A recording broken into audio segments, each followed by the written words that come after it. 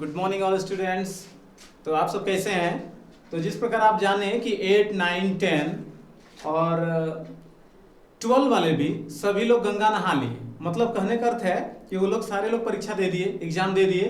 तो अब आई बारी क्लास 11 की, ठीक है ना। तो क्लास 11 वाले लोग भी, जो स्टूडेंट का डिमांड था कि मुझे फिजिक्स में काफ़ी डर लग रहा है, केमिस्ट्री में डर लग रहा है, इंग्लिश में डर लग रहा है, तो ये बहुत सारी बातें लोग कर रहे थे ना। तो उसके लिए मैं स्टूडेंट क्या किया हूँ ना कि आज आपके लिए केमिस्ट्री के जो है ना मोस्ट इंपॉर्टेंट क्वेश्चन जो है मैं लेकर आया हूँ। तो आपको क्या है कि इस वीडियो में लास्ट तक बने रहना होगा और आप देखोगे कि इसमें ऐसे ऐसे क्वेश्चन आपको देखने के लिए मिलेंगे ना, जो कि आपको निश्चित रूप से अगर आप उस क्वेश्चन को कर लोगे तो आप एग्जाम में, बहुत लोग आप देखोगे कि केमिस्ट्री के एग्जाम देने जाते हैं और एग्जाम से जब बाहर निकलते हैं तो उनको कैसा लगता है, उनके मुंह जो है ना सूखे रहते हैं, सूखा सूखा। तो मैं आपके होठों को बिल्कुल गीला करके ही एग्जाम से बाहर आप निकलोगे अगर आप इस वीडियो में लास्ट तक बने रहोगे। तो आप स्क्रीन पे देख रहे होगे, ठीक है ना। मैं ऐसे शॉर्ट में लिख दिया हूं कि केमिस्ट्री की 11 केमिस्ट्री लिख दिया हूं, बट मैं आपको जो है ना इसमें से कुछ यहाँ पे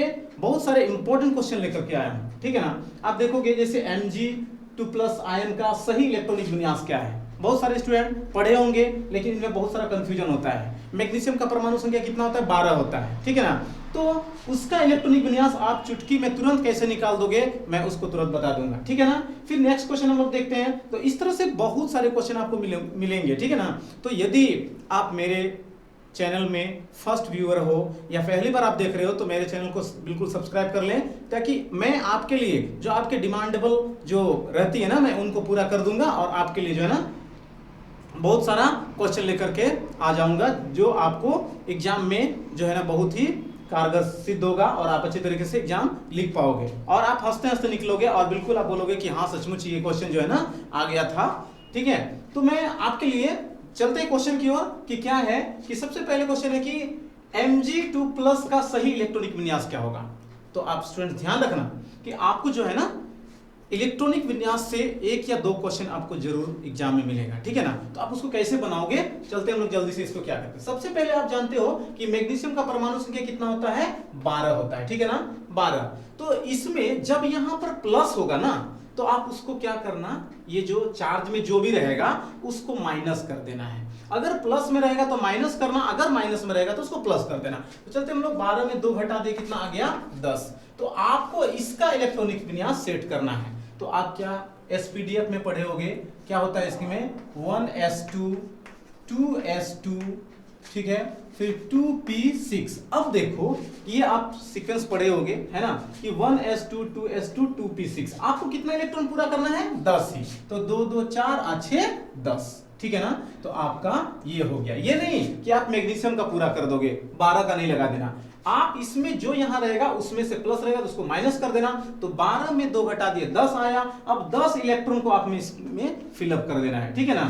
तो इसमें आप ये बात का ध्यान रखना, किसी भी चीज का दिया, सपोज करो कि आपको दे दिया सोडियम, यहाँ पे प्लस लिख दिया, ठीक है ना। तो सोडियम का कितना होता है? 11। तो 11 में ये +1 मतलब प्लस एक बार दिया ना तो एक ही है, तो 1 इलेक्ट्रॉन उसमें माइनस कर देंगे। तो 11 में घटा दे, कितना आ गया? 10। तो आपको इसका ही सेट कर लेना है। तो अगर आपको इसका बोले तो सेम यही होगा, ठीक है ना। तो इसका आंसर आपका ये होगा, जिस ऑप्शन में आपको ये मिलेगा 1s2 2s2 2p6, आप उसमें टिक कर देना, ठीक है ना। उम्मीद है आपको समझ में आया होगा।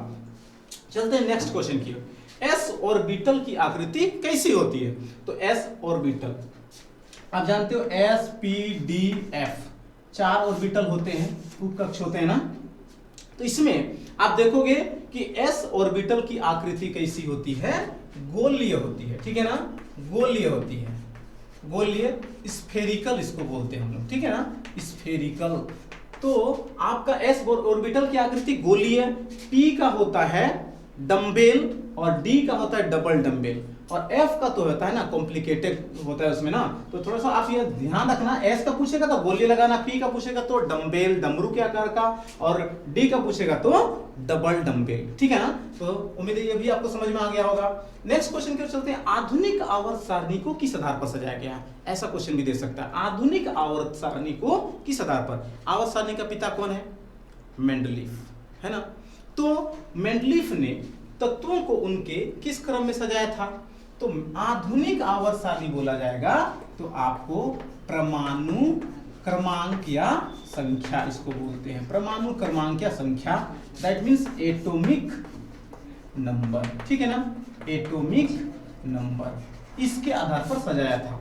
और जब आधुनिक आवर्त सारणी जो है परमाणु संख्या के आधार पर सजाया गया था, और जो सबसे पहले जो आवर्त सारणी बनाया गया था वो जो है परमाणु द्रव्यमान के आधार पर सजाया गया था। तो मेरे इसको भी आप समझ गए होंगे। निम्न में से मोस्ट इंपोर्टेंट क्वेश्चन ये वाला भी है, निम्न में से कौन क्षारीय मृदा धातु है? क्षारीय मृदा धातु, इसमें आपको इंग्लिश में रहेगा एल्काइली अर्थ मेटल, तो उसमें भी आप ध्यान रख लेना, ठीक है ना। तो क्या है कि निम्न में से कौन क्षारीय मृदा धातु, मैं आपको पिछले वीडियो में एक पीरियोडिक टेबल याद करने का जो ट्रिक दिया था ना, उसमें मैं आपको बता दिया था कि एस ब्लॉक एलिमेंट्स जो होते हैं ना, एस ब्लॉक एलिमेंट्स, उसमें फर्स्ट वर्ग और सेकेंड वर्ग होता है। तो फर्स्ट वाला जो मैं बताया था, हेलिना का रब से क्या फरियाद, आप देख सकते हो, मैं बहुत शानदार तरीके से, जो स्टूडेंट नहीं देखे ना उनको आप पीछे जाकर के आप उसको देख लेना तो फिर आपको मिल जाएगा। तो हेलिना का रब से क्या फरियाद, ये फर्स्ट वर्ग का है, और सेकेंड वर्ग में क्या था ना, बेटा मांगे कार स्कूटर बाप राजी।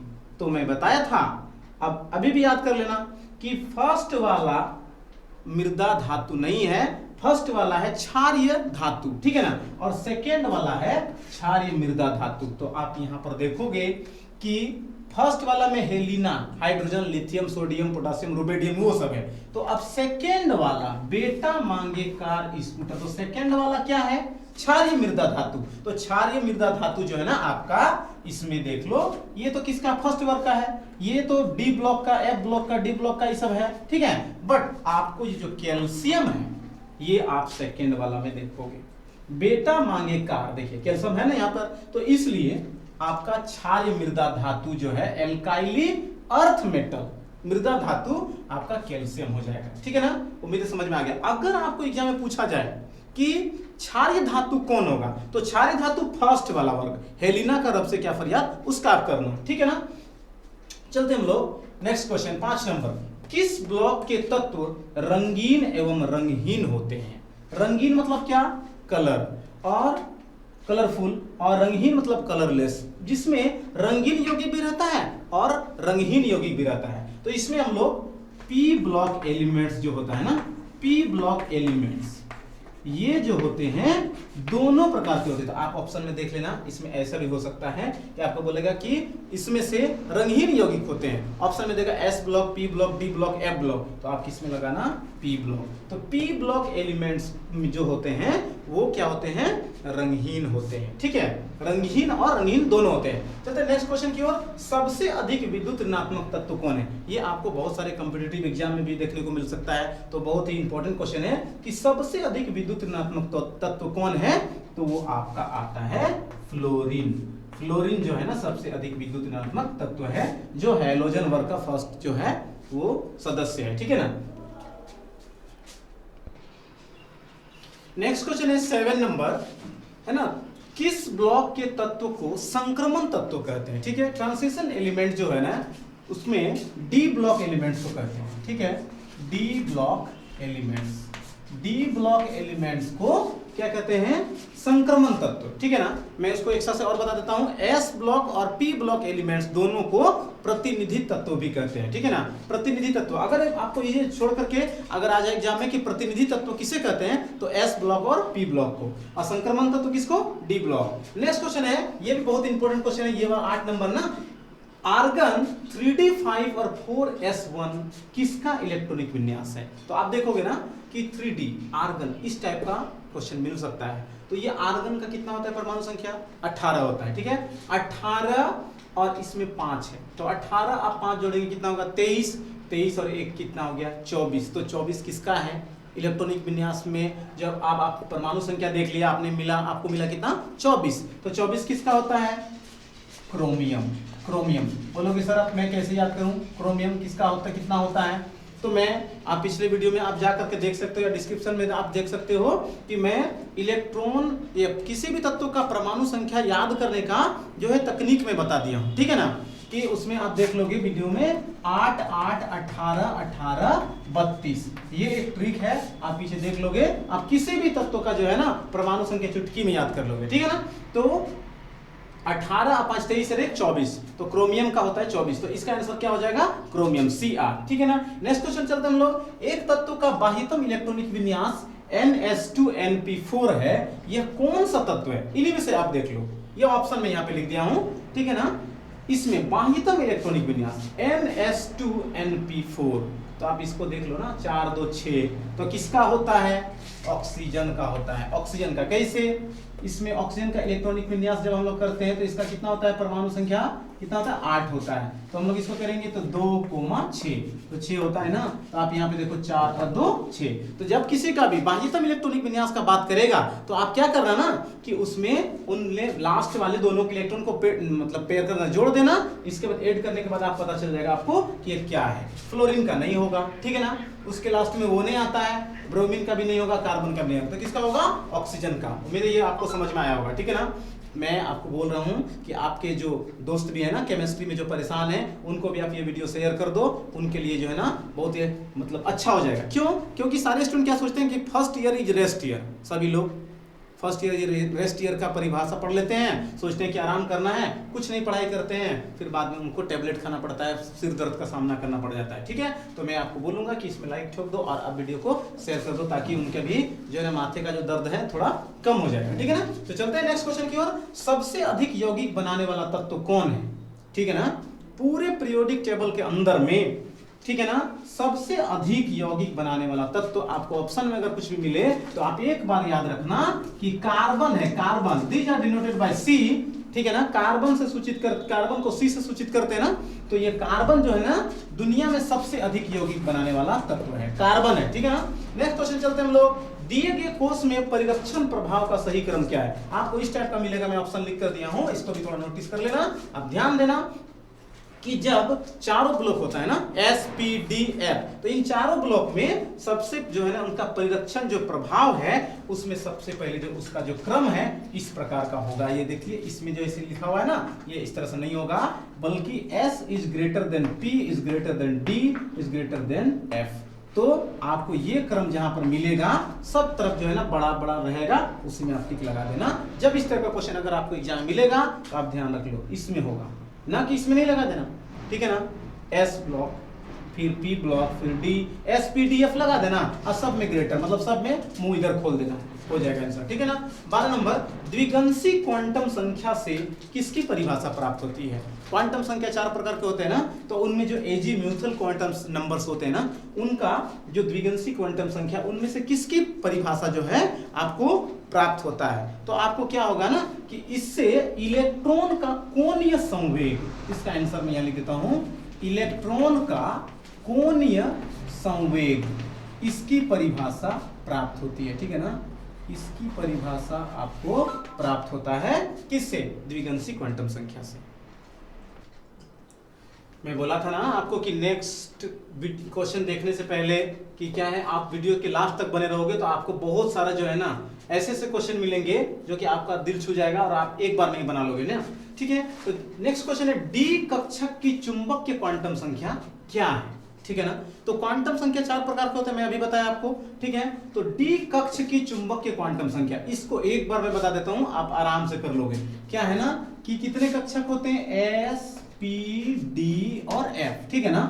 S में कितने घर होते हैं, एक घर होते हैं, P में आपका 3 घर होता है, ठीक है ना, और D में आपका जो होता है 5 कक्ष होता है, 5 घर होता है, 1 2 3 4 5 होता है, ठीक है। और F में आपका जो होता है वो 7 घर होता है, ठीक है, 7 घर होता है। तो इसमें D कक्ष में चुंबकीय क्वांटम संख्या, चुंबकीय क्वांटम संख्या क्या होता है ना आपका, मैग्नेटिक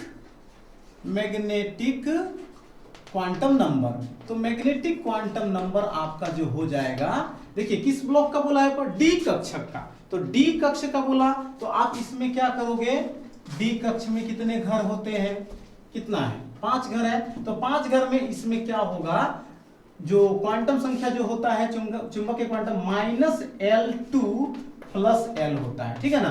तो इसमें सबसे बीच में जो रहेगा ना उसमें आप जीरो लगा दो, ठीक है, जीरो। इसके बाद इधर आएंगे तो क्या होता है -1 और यहाँ होगा -2, फिर इधर जाएंगे +1 और +2। तो आपका जो है ना डी कक्ष का जो चुंबकीय क्वांटम संख्या होगा ये होगा ये, ठीक है ना, इस तरह से आपका। तो क्या लिख देंगे हम लोग -2 -1 0 फिर +1 फिर +2। उम्मीद है आपको समझ में आया होगा। मैं एक बार फिर से बता देता हूं, डी कक्ष का अगर एस कक्ष का बोला जाए तो एस कक्ष का सिर्फ आपका 0 हो जाएगा, ठीक है ना। डी कक्ष का, अब डी कक्ष का बोला तो आप इसमें देखना 5 घर है, 5 घर में लगा देना। अगर पी कक्ष का बोलेगा तो आप बीच में लगा देना 0, फिर इधर हो जाएगा -1 और यहाँ हो जाएगा +1, कंप्लीट, ठीक है ना। तो उसी तरह आपका डी कक्ष का पूछा, एफ कक्ष का पूछेगा तो इस तरह से बन जाएगा, ठीक है ना। एस में 1 घर होता है, पी में 3, डी में 5 और एफ में 7। तो जिसका बोलेगा इस तरह से आप लगा दें, लेकिन बीच में ध्यान रखना 0 लगाना है, ठीक है ना। आराम से आप बना सकते हो। जैसे मान के चलो डी कक्ष का बोल दिया तो 5 होता है ना, 1 2 3 1 2 3 4 1 और 5 हो गया, ठीक है। क्या है बीच में 0 लगा देना है। इधर जाएंगे, अब संख्या रेखा में भी पढ़े हो कि 0 से अगर इधर जाते हैं तो माइनस आता है, तो -1 यहाँ हो गया, फिर -2 हो गया, ठीक है ना। फिर यहाँ 0, आप इधर जाएंगे राइट साइड जाएंगे तो प्लस होगा, तो +1 और यहाँ हो जाएगा +2। यही तो आंसर में लिखा होगा, ठीक है ना। तो उम्मीद है समझ में आया होगा। नेक्स्ट क्वेश्चन चलते हैं हम लोग। NH3 का संकरण क्या है? संकरण हाइब्रिडाइजेशन से भी आपको क्वेश्चन जरूर मिलेगा, ठीक है ना। मैं संकरण का एक चैप्टर, एक वीडियो अपलोड कर दिया हूं, आप उसको भी देख लोगे तो निश्चित रूप से तुरंत बना लोगे। उसमें बहुत ही शानदार मैं ट्रिक दिया हूं, तो आप देख लो, उसी ट्रिक से भी आप इसको बना सकते हो। जैसे नाइट्रोजन है, तो नाइट्रोजन जो है ना परमाणु जो इनका नाइट्रोजन का परमाणु संख्या याद करोगे उससे भी हो जाएगा, या नहीं तो मैं बताया था कि पीरियोडिक टेबल में जो उनका वर्ग संख्या है वो किस वर्ग संख्या में उसको प्लस करना है। जैसे नाइट्रोजन है तो क्या है ये 5 वर्ग में आता है, 5 में 5a, और हाइड्रोजन इसमें कितना है 3 है, बटा इसको 2 कर देना है, और चार्ज इसमें कुछ नहीं है तो 0 ही लिखेंगे, ठीक है ना। आप बताएं कि बहुत जो नए व्यूअर होंगे उनको दिमाग में नहीं आएगा कि ये कैसे आया। मैं अभी बता रहा हूं आपको। क्या है कि जैसे फर्स्ट वर्ग में क्या है हाइड्रोजन, हीलियम, ठीक है ना, लिथियम है, इसके बाद हाइड्रोजन के बाद है हेलिना, हेलिना का रब से, ये आपका फर्स्ट वर्ग में है। सेकेंड में क्या है बेटा मांगे कार स्कूटर बापराज, ये है ना, ठीक है, ध्यान से देखना। तो ये पहला वर्ग हुआ, ये दूसरा वर्ग हुआ। इसके बाद तीसरा में है बाल गंगाधर इंडियन तिलक, ठीक है। चौथा में है कार्बन वाला केशव शिव गणेश संग पार्वती, और पांचवा में है नाना पापा, नाना पापा असलम सब भाई, ये वाला है। तो ये किसमें है 5 में है ना, इसी 5 को मैं यहाँ पे लिखा हूं, ठीक है ना, इसी 5 को मैं यहाँ पे लिखा हूं। तो 5a, और इसके बाद यहाँ पे हाइड्रोजन कितना है जो रहेगा उसी का यहाँ नंबर लिख देना है। तो हाइड्रोजन का संख्या कितना है 3 है, तो 5 और 3 जोड़ेंगे, और ये -0 क्यों लिखे, यहाँ पर कोई आवेश रहता, जैसे प्लस रहता माइनस रहता तो उसको यहाँ पर माइनस करना पड़ता, बट यहाँ कुछ नहीं है, ठीक है ना, तो आप वही 0 लगाना। तो अब इसको प्लस कर दो, इसको 5 मान लो, तो 5 और 3 कितना हो गया 8, ठीक है। मैं इसको मिटा देता हूँ। आप वीडियो को पॉज करके आवाज सुन लोगे, देख लोगे, स्क्रीनशॉट ले लोगे, आप आराम से समझ जाओगे। तो 5 और 3 कितना हो गया 8। समझना है, सीखना है, ठीक है ना। केमिस्ट्री इतना आसान नहीं होता है, आप जितना समझ लेते हो कि हवा मोड़ के मैं निकाल दूंगा ना, ऐसा नहीं होता है। अगर आप अच्छा से नहीं पढ़ोगे ना तो आपकी हालत खराब हो जाएगी इसमें, इसलिए मैं आपको ध्यान से बता रहा हूँ। अगर मैं पहले बताया था कि अगर आपको एग्जाम में अच्छा करना हो, ठीक है ना, तो आपको ध्यान देना पड़ेगा, बिना ध्यान दिए कुछ नहीं होता है। क्या बोला जाता है ना, क्या बोला जाता है कि जिस चीज को आप सबसे ज्यादा टाइम दोगे ना वही चीज आपका होगा। किसी को आप टाइम दे रहे हो वही होगा आपका, टाइम नहीं दोगे छोड़ के चला जाएगा, निश्चित रूप से वही है, पक्का। इस बात को जरूर याद रखना, ठीक है ना। तो जिस चीज को आप ज्यादा महत्व दोगे वो तेरे साथ रहेंगे, और जिस चीज को आप ज्यादा महत्व नहीं दोगे वो आपसे दूर हट जाएगा, ठीक है ना। तो just like to this one, chemistry पे आप ज्यादा ध्यान दो, आप अच्छा कर जाओगे, ठीक है ना। तो 5 और 3 8 हो गया, 8/2। तो अब इसको हम लोग का टाइम ये कितना आ जाएगा 4। अब मैं बताया था 4, इसको ये 4 कक्ष होते हैं SPDF। अभी अभी आपने देखा था कि S में कितना 1, P में अधिक से अधिक कितना 3 और D में अधिक से अधिक कितना 5। तो अब इसको हम लोग बांटेंगे, ठीक है ना, वही तो होता है संकरण। तो इसमें S में 1 देंगे और P में अधिक से अधिक कितना हम लोग दे सकते हैं, हाईएस्ट कितना घर है इसमें 3 है ना, तो इसलिए 3 हो जाएगा। तो इसका आपका हो जाएगा sp3 संकरण। उम्मीद है समझ में आया होगा। अगर समझ में आया तो आप लाइक ठोक दो, ठीक है ना, और वीडियो को शेयर कर दो। तो NH3 का संकरण, इसका 5A हो गया, मतलब 5 नंबर में है, 3 हाइड्रोजन है, जोड़ दिए, कोई आवेश नहीं है, माइनस कर दिए, बटा 2 कर दिए, 5 3 8 हो गया, 8 बटा 2 4 आया। 4 कक्ष में उसको जो है ना, इस 4 को SPDF में बांट देना है, जिस जिस घर में भरेगा उसमें डाल देना है, ठीक है ना। तो उम्मीद है समझ में आ गया होगा। तो sp3 चलते हैं CH4। मीथेन की आकृति कैसी होती है आप जानोगे, मीथेन की आकृति, ठीक है ना। मीथेन की आकृति CH4। अब देखो कार्बन कितना है, 1 है इसमें। इसके बाद क्या होता है ना, इसमें जो इलेक्ट्रॉन कैसे फिल अप होता है, 1 2 3 4। अब इसमें हाइड्रोजन कितना है, 4 है, तो ऑटोमेटिकली है ना इस तरह से हो जाएगा। तो मीथेन की जो आकृति होती है ना, वो होती है आपकी चतुष्फलकीय। देखिए चारों तरफ है ना, तो इसको हम लोग बोलते हैं चतुष्फलकीय। चतुष्फलकीय, तो मीथेन की आकृति चतुष्फलकीय होगी, ठीक है ना। SF6, ठीक है, SF6 की आकृति क्या है, सल्फर, ठीक है ना, हेक्साफ्लोराइड, इसका नाम होगा सल्फर हेक्साफ्लोराइड की आकृति क्या होगी। तो इसको आकृति बनाने के लिए आप थोड़ा सा आराम से यहाँ पे देख सकते हो, क्या है ना, मैं यहाँ पे कर देता हूँ थोड़ा सा इसको मिटा करके, ठीक है। जैसे SF6, तो SF6 S1 हो गया, सल्फर का जो बाह्यतम कक्ष में इलेक्ट्रॉन कितना होता है, 6 होता है, ठीक है।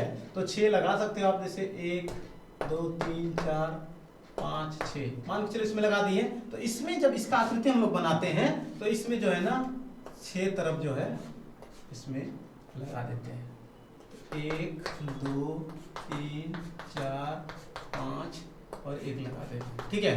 तो इसकी जो आकृति हो जाती है ना, वो आपका बन जाता है, जब कभी भी होता है तो इसको हम लोग बोलते हैं अष्टफलकीय। अष्टफलकीय, ऑक्टागन उसको हम लोग बोल सकते हैं, अष्टफलकीय। तो SF6 की आकृति कभी ऐसे रहे तो इस टाइप का होगा, आप 12 में पढ़ोगे तो इसका जो आकृति क्या हो जाएगा, SF6 की आकृति क्या हो जाएगी, अष्टफलकीय, ठीक है ना। उम्मीद में समझ आ। क्वेश्चन है, यदि मुख्य क्वांटम संख्या n बराबर 4 तथा l बराबर 3 हो तो कुल कक्षकों की संख्या क्या होगी। बहुत ही इंपॉर्टेंट है, और ऐसे क्वेश्चन आपको जो है ना पहले नंबर दूसरे नंबर में भी ऐसा वाला क्वेश्चन आपको मिल सकता है, ठीक है ना। तो आप इसको अच्छा तरीके से समझ लो, ठीक है ना, आप आराम से बना लोगे। मुख्य क्वांटम संख्या, सबसे पहले मैं क्वांटम संख्या का एक हल्का सा परिचय करवा देता हूं कि क्वांटम संख्या कितने प्रकार के होते हैं। क्वांटम संख्या जो है ना 4 प्रकार के होते हैं। फर्स्ट होता है आपका प्रिंसिपल क्वांटम संख्या, ठीक है ना, मुख्य क्वांटम संख्या, मुख्य क्वांटम संख्या, मुख्य क्वांटम संख्या, इसको क्या सूचित करते हैं, n से, इसको प्रिंसिपल क्वांटम नंबर बोलते हैं। दूसरा आपका होता है एजीम्यूथियल, एजीम्यूथियल क्वांटम नंबर, ठीक है ना। इसको हम लोग L से सूचित करते हैं, इसको हम लोग द्विगंशी क्वांटम संख्या हिंदी में बोलते हैं, द्विगंशी क्वांटम नंबर, इसको बोलते हैं प्रिंसिपल क्वांटम नंबर, ठीक है ना।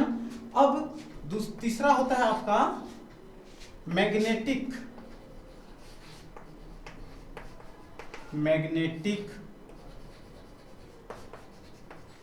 क्वांटम नंबर, ठीक है ना, नंबर, इसको हम लोग m से सूचित करते हैं।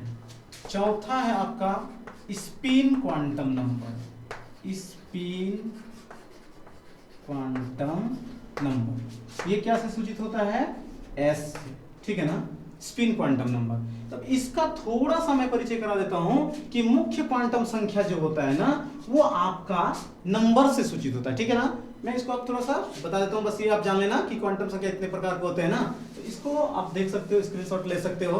क्या है कि इसमें मुख्य क्वांटम संख्या क्या सूचित करते हैं, n से, n l, फिर क्या होता है m और s होता है ना।